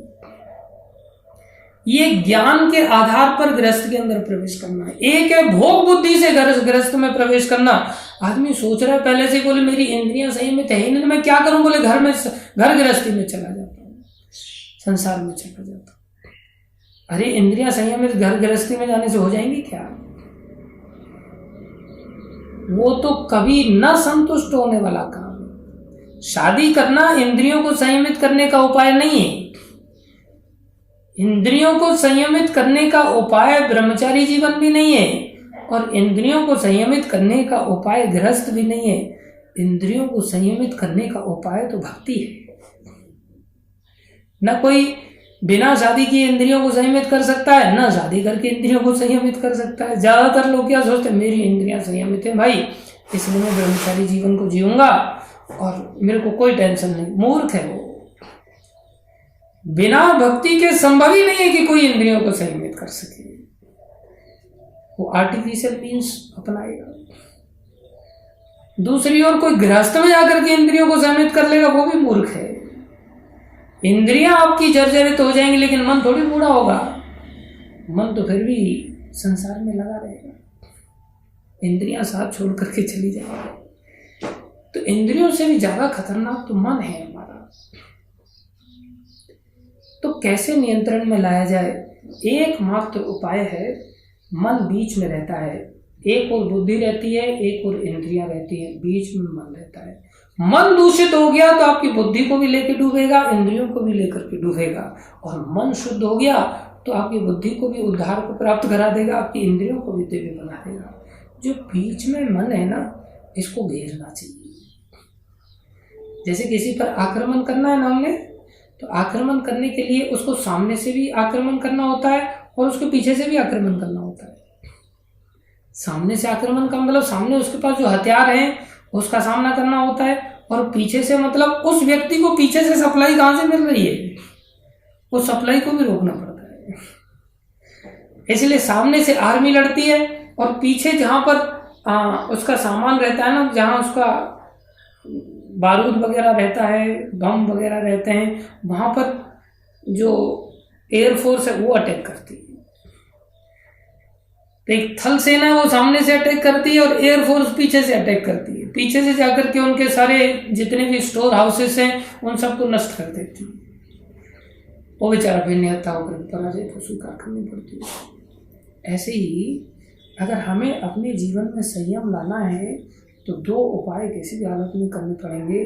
सामने से इन इंद्रियों के द्वारा जब हमारे ऊपर अटैक किया जाता है तो इन इंद्रियों को संसार में खुली छूट मत दो, इन इंद्रियों को भक्तों के साथ में ले जाकर के रख दो, तो इंद्रियों के लिए अवसर ही नहीं रहेगा। भक्तों के बीच में ले जाकर के इंद्रियों को रख दो, भक्ति में लगा दो, इंद्रियों के पास मौका ही मत दो, इंद्रियों को सेवा में लगा दो। भक्ति मतलब सेवा, सेवा से खुली छूट दी और इंद्रियों में फिर मन को काम बढ़ाने का एक अवसर मिल जाएगा। दूसरी ओर जो स्टॉक है पीछे की ओर बोले वो बुद्धि है, उधर बुद्धि को भी उसको रोको। बुद्धि से भी काम प्रवेश करता है मन के अंदर। बुद्धि से कैसे रोकें? संसारी पढ़ाई छोड़ करके भगवत गीता भागवत आदि की पढ़ाई पढ़ लो। संसारी पढ़ाई काम को जागृत करने वाली है, वासनाओं को जागृत करने वाली है। संसारी कमाई भी काम आ सकती है, कब? पहले भक्ति काम आ जाए, पहले भक्ति की शिक्षा ले, भक्ति का फाउंडेशन हमारे जीवन में स्ट्रांग हो तब फिर धनुर्विद्या भी काम आएगी। जैसे अर्जुन ने भक्ति की शिक्षा ले ली तो धनुर्विद्या उनको कोई नुकसान नहीं दिया, धनुर्विद्या भी काम आ गई। धनुर्विद्या का अनुशीलन दुर्योधन ने भी किया लेकिन भक्ति नहीं आई तो उसका दुरुपयोग हो गया। इसलिए संसार की हर वस्तु को यूटिलाइज किया जा सकता है जब हम अपने मन को दोनों ओर से घेर लें। कैसे घेरें? एक बुद्धि के द्वारा और एक इंद्रियों के द्वारा। इंद्रियों को भगवान की सेवा में लगा सकते हैं सेवा के द्वारा, और बुद्धि को लगा सकते हैं सत्संग के द्वारा। इसलिए दो ही काम जीवन में अधिक से अधिक होने चाहिए, सत्संग और सेवा। सत्संग और सेवा, बस ऐसी जीवन शैली, ऐसी जगह पर जाकर के रहें जहाँ ये दो चीज़ें मिलती रहे, सेवा मिलती रहे और सत्संग मिलता रहे। जैसे ही एक चीज छूटेगी वहीं से काम प्रवेश कर जाएगा। एक क्षण के लिए भी अगर हम सत्संग और सेवा से वंचित हैं तो समझ लो उसी क्षण हमने उसके लिए दरवाजा खोल दिया और प्रवेश कर लिया। इसलिए निरंतरता के साथ हमारा जीवन शैली ऐसी हो जहाँ सत्संग और सेवा बनी रहे तो हमारा जीवन कल्याणमय है, अन्यथा जीवन मार्ग। धन्यवाद सभी का धैर्यपूर्वक श्रवण करने के लिए। अभी हम आसुरी गुण और दैवी गुणों को थोड़ा सा और आगे भी पढ़ेंगे कल के दिन। आज के लिए इतना ही। Thank you. भगवान की वाणी भगवत गीता की जय, जगत गुरु श्री प्रभुपाद की जय, श्री गुरु महाराज की जय, अनंत कोटि वैष्णव वृंद की जय, आप सब भक्तों की जय। यस मीनाक्षी माता जी, क्या प्रश्न है आपका? एक प्रश्न ले रहे हैं।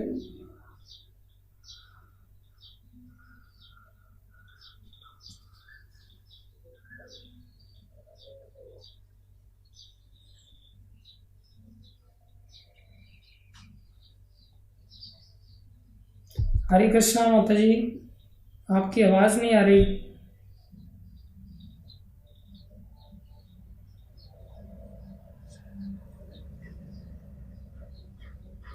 नहीं आ रही माता जी,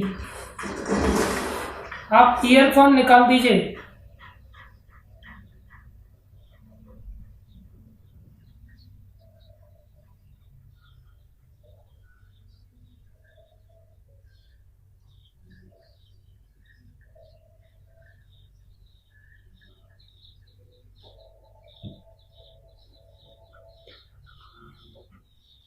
हाँ माता पूछ लो, आप ही पूछ लो। आपने अनम्यूट कर लो अपने आप को। हरे कृष्णा प्रभु जी, दंड प्रणाम प्रभु जी। आप कल बता रहे थे ना कि लाइक जो शूद्र होते हैं, शूद्र व्यक्ति से वो सम्मान की आशा नहीं रखते हैं तो भगवान उससे सबसे ज्यादा प्रसन्न होते हैं। लेकिन हम तो ये पढ़ते हैं ना कि जो मतलब जो पैसे के लिए नौकरी करता है वो शूद्र होता है, और मतलब ये सबसे लोएस्ट होता है कि जो भी होगा अगर हम मतलब अब भगवान की सेवा नहीं कर रहे हैं तो हम सारे शूद्र वृत्ति के ही होते हैं, जन्म से शूद्र ही होते हैं, क्योंकि हम मतलब जन्म से ही शूद्र ही होते हैं। तो फिर उससे भगवान कैसे, यहाँ पे हम पढ़ रहे हैं कि जो सम्मान की आशा नहीं करता वो शूद्र है, तो मतलब ये कैसे मतलब वो कर रहा है? हाँ देखो, शूद्र को ज्ञान नहीं होता उस तरह का, इसलिए वो ऊपर के वर्णों का सेवक माना जाता है। ऊपर के वर्णों की सेवा करने के लिए उसके अंदर स्वाभाविक वृत्ति होती है। क्षत्रिय की भी सेवा करेगा, वैश्य की भी सेवा करेगा, और वो ब्राह्मण की भी सेवा करेगा। जैसे आप शरीर में देख रहे हैं, ब्राह्मण मस्तिष्क है, क्षत्रिय भुजाएं हैं, वैश्य पेट है, तो जो पैर हैं वो ऊपर के तीनों की सेवा करते हैं। करेक्ट। तो सेवा की दृष्टि से देखा जाए तो बुद्धि सबसे ज़्यादा ब्राह्मण के अंदर है, सर के अंदर बुद्धि पाई जाती है। तो ज्ञान की दृष्टि से देखा जाए तो पैरों में वो ज्ञान नहीं, उस प्रकार का कार्य करने की क्षमता नहीं, तो उस एंगल से देखा जाए तो ब्राह्मण सर्वश्रेष्ठ है बुद्धि के स्तर से देखा जाए तो। दूसरी ओर देखा जाए, सेवा की दृष्टि से देखा जाए तो उन ऊपर के सभी वर्णों की सेवा नीचे पैर करते हैं, तो सेवा भगवान को प्यारी लगती है, इसलिए उस दृष्टि से भगवान शूद्रों को लाइक करते हैं। क्योंकि अगर ये सम्मान की कामना रखते पैर, तो न तो पेट के लिए कार्य करते, न हाथ के लिए कार्य करते, न मस्तिष्क के लिए कार्य करते। ये तीनों ही अलग अलग इच्छाओं की पूर्ति के लिए पैरों को आदेश देते, तो पैर कार्य करते हैं। तो पैरों का अन्य वर्णों के प्रति सम्मान है, अपने सम्मान की चिंता नहीं करते। वो सोचते तुम लोग मेरे को तो ज़्यादा नीचे दबा करके रखते। तो हम प्रायः आप देखेंगे, कोई व्यक्ति को जब हम सम्मान करते हैं तो उसके पैरों को छूते हैं, या उसकी खोपड़ी को छूते हैं, या उसके बाहों को छूते हैं, या उसके पेट को छूते हैं। जब हम किसी को सम्मान देते हैं तो क्या करते हैं, उसके पैरों को छूते हैं। पैरों को क्यों छूते हैं? क्योंकि वो पूजनीय है। क्यों पूजनीय है? क्योंकि उसने सबकी सेवा किया है, इसलिए उस एंगल से देखते हैं तो पैर सर्वश्रेष्ठ हो जाते हैं। अर्थात सेवा की दृष्टि से देखते हैं तो भगवान की नजर में शूद्र सबसे श्रेष्ठ हो जाता है। शूद्र वृत्ति है, ये वृत्ति मतलब सेवा वृत्ति। ज्ञान की दृष्टि से देखते हैं तो ब्राह्मण सर्वश्रेष्ठ हो जाता है। इसलिए जो वैष्णव होता है वो ज्ञानी भी होता है और सेवक भी होता है। इसलिए हम सबको वैष्णव बनने की चेष्टा करनी चाहिए। वैष्णवों के अंदर सारे गुण होते हैं, वो ब्राह्मण भी होता है, क्षत्रिय भी होता है, वैश्य भी होता है और शूद्र भी होता है, उसके अंदर सब कुछ होता है। हमें वैष्णव बनने की चेष्टा करना चाहिए। इसलिए जो वैष्णव धर्म है वो इन धर्मों से सर्वश्रेष्ठ धर्म है। लेकिन कोई व्यक्ति दीक्षा लेने के लिए जब जाता है तो उसको बोला जाता है, ब्राह्मण के गुण आए क्या, तुम ब्राह्मण दीक्षा लेना चाह रहे हो? ब्राह्मण का पहला गुण है वो किसी की संसार में नौकरी नहीं करता। संसारी दृष्टि से जो शूद्र का जो एनालिसिस है वो है कि वो किसी की नौकरी नहीं करना चाहता। नौकरी नहीं करना चाहता तो नौकरी तो कोई भी नहीं करना चाहता, मजबूरी में सब नौकरी करते हैं। बोले उसका स्टैंडर्ड इतना ऊंचा होता है ब्राह्मणत्व के कारण कि वो भगवान पर भरोसा रखता है, इसके चलते नौकरी नहीं करता। दूसरा व्यक्ति जो नौकरी नहीं कर रहा है वो आलसी बैठा हुआ तो और गया गुजरा है, उसको किसी भी वर्ण आश्रम के अंतर्गत नहीं आ रहा है, वो तो गलत है। तो आप किसी धर्म का पालन करने के लिए दूसरे धर्म का पालन नहीं कर रहे, वो अलग बात है। कि आपने ब्राह्मण धर्म का पालन कर रहे हो अभी, तो आपको शूद्र धर्म का पालन का त्याग करना पड़ेगा। क्षत्रिय धर्म में अगर अपने आप को स्टैब्लिश करना चाहते हो तो आपको वैश्य धर्म के पालन का त्याग करना पड़ेगा। एक प्रकार से क्षत्रिय स्टैंडर्ड्स को फॉलो करना पड़ेगा। जैसे अर्जुन या ब्राह्मण धर्म को एक्सपोज कर रहे थे, लेकिन भगवान ने कहा नहीं, तुम क्षत्रिय कुल में पैदा हुए हो, अपने नियम का पालन करो, अपनी चीज करो। तो इस प्रकार से अलग अलग धर्मों की संसार में महिमा है, अलग अलग एंगल से महिमा है, लेकिन सर्वश्रेष्ठ धर्म है वो है वैष्णव धर्म। समझ आया? अब म्यूट हो गया। सबसे श्रेष्ठ है वैष्णव धर्म। हमें वैष्णव धर्म का पालन करना चाहिए। आज एकादशी है, एकादशी की कथा में थोड़ी सी फास्ट पढ़ देता हूँ, क्षमा कीजिए थोड़ा लेट हो गए। युधिष्ठिर ने पूछा, वासुदेव आपको नमस्कार है, कृपया आप यह बताइए कि चैत्र शुक्ल पक्ष में किस नाम की एकादशी होती है? भगवान श्री कृष्ण बोले, राजन एकाग्रचित्त होकर यह पुरातन कथा सुनो, जिसे वशिष्ठ जी ने राजा दिलीप के पूछने पर कहा था। वशिष्ठ जी बोले, राजन चैत्र शुक्ल पक्ष में कामदा नाम की एकादशी होती है, वह परम पुण्यमयी है। पाप रूपी ईंधन के लिए तो वह दावानल ही है। प्राचीन काल की बात है, नागपुर नाम का एक सुंदर नगर था, अभी भी नागपुर है यहाँ, जहाँ सोने के महल बने हुए थे। उस नगर में पुंडरीक आदि महाभयंकर नाग निवास करते थे। नागों के कारण ही नागपुर नाम पड़ा। पुंडरीक नाम का नाग उन दिनों वहां राज्य करता था। गंधर्व, किन्नर और अप्सराएं भी उस नगरी का सेवन करती थी। वहां एक श्रेष्ठ अप्सरा थी जिसका नाम ललिता था। उसके साथ ललित नाम वाला गंधर्व भी था। वे दोनों पति पत्नी के रूप में रहते थे। दोनों ही परस्पर काम से पीड़ित रहा करते थे। ललिता के हृदय में सदा पति की ही मूर्ति बसी रहती थी और ललित के हृदय में सुंदरी ललिता का नित्य निवास था। एक दिन की बात है, नागराज पुंडरीक राजसभा में बैठकर मनोरंजन कर रहा था। उस समय ललित का गान हो रहा था, किंतु उसके साथ उसकी प्यारी ललिता नहीं थी। गाते गाते उसे ललिता का स्मरण हो आया, अतः उसके पैरों की गति रुक गई और जीव लड़खड़ाने लगी। ये सब हम लोग इसी कैटेगरी में आते हैं। नागों में श्रेष्ठ कर्कोटक को ललित के मन का संताप ज्ञात हो गया, अतः उसने राजा पुंडरीक को उसके पैरों की गति रुकने और गान में त्रुटि होने की बात बता दी। कर्कोटक की बात सुनकर नागराज पुंडरीक की आंखें क्रोध से लाल हो गईं। उसने गाते हुए कामातुर ललित को शाप दिया, दुर्बुद्धे, तू मेरे सामने गान करते समय भी पत्नी के वशीभूत हो गया, इसलिए राक्षस हो गया। अब कलयुग में गुरु महाराज कहते हैं सब पत्नी व्रता है। जैसे पहले पतिव्रता स्त्रियां होती थी, कलयुग में प्राय लोग पत्नी व्रता होते हैं। अब परिणाम में बिना शाप के भी राक्षसी बनना होता है। ऐसा मत समझना कि प्रकृति का नियम नहीं, ये प्रकृति का नियम है। जो पत्नी व्रता होते हैं उनको राक्षस बनना होता है। और अपने कर्म का फल भोगने लगा। ललिता अपने पति की विकराल आकृति देख मनी मन बहुत चिंतित हुई। भारी दुख से वो कष्ट पाने लगी। सोचने लगी, क्या करूं, कहाँ जाऊं, मेरे पति पाप से कष्ट पा रहे हैं। देखो, दूसरे व्यक्ति के लिए भी हम इस प्रकार से पापों के कष्ट को मिटा सकते हैं। कैसे? उनकी पत्नी अब उनके कष्ट का उपाय सोच रही है। वह रोती हुई घने जंगलों में पति के पीछे पीछे घूमने लगी। वन में उसे एक सुंदर आश्रम दिखाई दिया, जहाँ एक मुनि शांत बैठे थे। भक्तों के द्वारा ही कल्याण होता और कोई उपाय नहीं। किसी भी प्राणी के साथ उनका वैर विरोध नहीं था। ललिता शीघ्रता के साथ वहां गई और मुनि को प्रणाम करके उनके सामने खड़ी हुई। मुनि बड़े दयालु थे। उस दुखनी को देखकर वे इस प्रकार बोले, सुबह तुम कौन हो, कहाँ से यहाँ आई हो, मेरे सामने सच सच बताओ। ललिता ने कहा, महामुने, वीर धन्मा नाम वाले एक गंधर्व हैं। मैं उन्हीं महात्मा की पुत्री हूँ। मेरा नाम ललिता है। मेरे स्वामी अपने पाप दोष के कारण राक्षस हो गए हैं।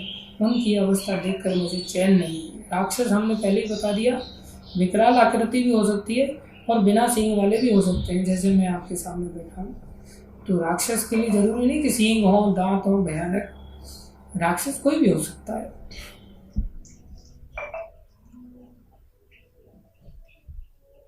ऋषि बोले कि स्वामी अपने पाप दोष के कारण राक्षस हो गए। उनकी अवस्था देखकर मुझे चैन नहीं है। ब्राह्मण, इस समय मेरा जो कर्तव्य है वो बताइए। विप्रवर, जिस पुण्य के द्वारा मेरे पति राक्षस भाव से छुटकारा पा जाए उसका उपदेश कीजिए। ऋषि बोले, भद्रे, इस समय चैत्र मास की शुक्ल पक्षी कामदा नामक एकादशी तिथि है, जो सब पापों को हरने वाली है और उत्तम है। तुम उसी का विधि पूर्वक व्रत करो और इस व्रत का जो पुण्य हो उसे अपने स्वामी को दे डालो। देखो, इस प्रकार से पुण्य दान में देने से दूसरे व्यक्ति का मंगल हो जाता है। पुण्य देने पर क्षण भर में ही उसके शाप का दोष दूर हो जाएगा। राजन मुनि का यह वचन सुनकर ललिता को बड़ा हर्ष हुआ। उसने एकादशी को उपवास करके द्वादशी के दिन उन महर्षि के समीप ही भगवान वासुदेव के श्री विग्रह के समक्ष अपने पति के उद्धार के लिए वचन कहा, मैंने जो यह एकादशी, कामदा एकादशी का उपवास व्रत किया है, उसके पुण्य के प्रभाव से मेरे पति का राक्षस भाव दूर हो जाए। वशिष्ठ जी बोले, ललिता के इतना कहते ही उसी क्षण ललित का पाप दूर हो गया। उसने दिव्य देह धारण कर लिया, राक्षस भाव चला गया और पुनः गंधर्वत्व की प्राप्ति हुई। श्रेष्ठ वे दोनों पति पत्नी कामदा के प्रभाव से पहले की अपेक्षा और अधिक सुंदर रूप में धारण करके विमान पर आरूढ़ होकर अत्यंत शोभा पाने लगे। यह जानकर इस एकादशी के व्रत का यत्न पूर्वक पालन करना चाहिए। मैंने लोगों के हित के लिए तुम्हारे सामने इस व्रत का वर्णन किया है। कामदा एकादशी ब्रह्म हत्या आदि पापों तथा पिशाचत्व आदि दोषों का नाश करने वाली है। राजन, इसके पढ़ने और सुनने से वाजपेयी यज्ञ का फल मिलता है। मैंने तो पढ़ा है, आपने सुना है कि नहीं सुना है आप जानते हैं, इसलिए आपको क्या फल मिलेगा ये आप स्वयं जानते हैं। आप कृपा करके एकादशी के व्रत का पालन करने की, हर एकादशी का पालन करने की हम चेष्टा करें। और किसी को भक्त बनाना चाहते हैं, अगर वो नहीं कर पा रहा है, भक्ति राक्षस स्वभाव है उसका, आसुरी स्वभाव है, उसको भी हम एकादशी का पुण्य दान कर सकते हैं। और इस प्रकार से किसी व्यक्ति को हम भक्त भी बना सकते हैं बड़ी सहजता से। लेकिन हमारी एकादशी फिर थोड़ी दमदार होनी चाहिए। एकादशी ऐसा नहीं कि मस्त खा पी करके सो करके एकादशी करना। एकादशी मतलब एक दशा, निरंतर भजन में उपवास, भगवान के पास बैठ कर के वास करने वाली। ये नहीं कि फिर भोजन खा रहे हैं आराम से खूब दिन में 10 बार और फिर छक करके रात को सो रहे हैं। एकादशी प्रभावशाली बनाना है तो थोड़ा तपस्या वाली एकादशी करनी होगी, जो मेरे से नहीं हो पाती मेरे राक्षसी स्वभाव के कारण। लेकिन आप लोग करके मेरे को दान दे सकते हैं, आप सबके लिए ऑफर खुला है। और दान देने से दान घटता नहीं है, ऐसा मत समझना कि आपके पास उसका कोई फल नहीं बचेगा, आपके पास भी फल बचा रहेगा। आप सब मेरे को दान दे सकते हैं और एकादशी का पालन करके जीवन को सफल बना सकते हैं। धन्यवाद सभी भक्तों का धैर्यपूर्वक श्रवण करने के लिए। बोलो एकादशी की जय, श्रील प्रभुपाद की जय, श्री गुरु महाराज की जय, अनंत कोटि वैष्णव वृंद की जय। आप सब हरे कृष्ण। Recording stopped.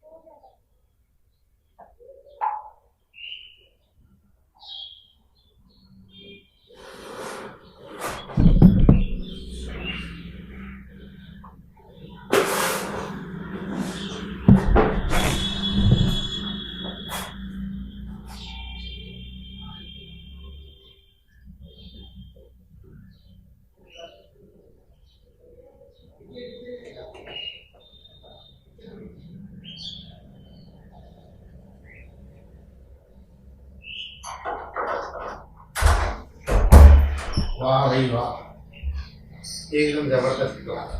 वाह वाह। हाँ मियाँ।